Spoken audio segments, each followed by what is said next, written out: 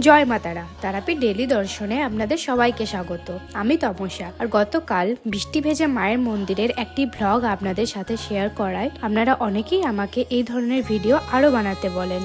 আর অনেকেই জিজ্ঞেস করেন যে আমার বাড়ি তারাপীঠেই কিনা। তাই বলি, হ্যাঁ, আমার বাড়ি তারাপীঠেই। ও আমার বাবা তারাপীঠ মন্দিরের একজন সেবায়িত। আর এই পেজটার মাধ্যমে আমি প্রত্যেকদিন আপনাদেরকে মা তারা দর্শন করানোর চেষ্টা করি। আজ দুপুর থেকেই খুব জোরে বৃষ্টি হওয়ায় তারাপীঠের দ্বারকা নদী জলপূর্ণ হয়ে আছে শুনে আমি চলে যাই নদীর দিকে। মন্দিরের গেটের সামনের দিকে শ্মশানের পাশ দিয়ে যে রাস্তাটা চলে যায় তা দিয়ে একটু এগোলেই ডান দিকে পড়বে তারাপীঠ মহাশ্মশান, আর সামনে দিয়ে একটু এগোলেই পড়বে গুরু বামদেবের ঘাট। আর এই হলো আমাদের তারাপীঠের দ্বারকা নদী।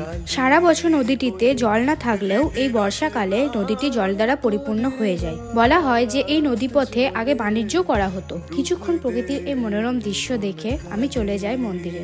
গর্ভগৃহে চলে আসি মাকে প্রণাম করতে। সবাই মাকে দর্শন করুন আর নিজের নিজের মনের ইচ্ছা মাকে জানান, কারণ মা কাউকে খালি হাতে ফেরায় না। আজ এইটুকুই। ভালো লাগলে অবশ্যই জানাবেন। পরবর্তী ভিডিও কি নিয়ে বানাবো তা কমেন্টে জানাতে ভুলবেন না। জয় মা তারা।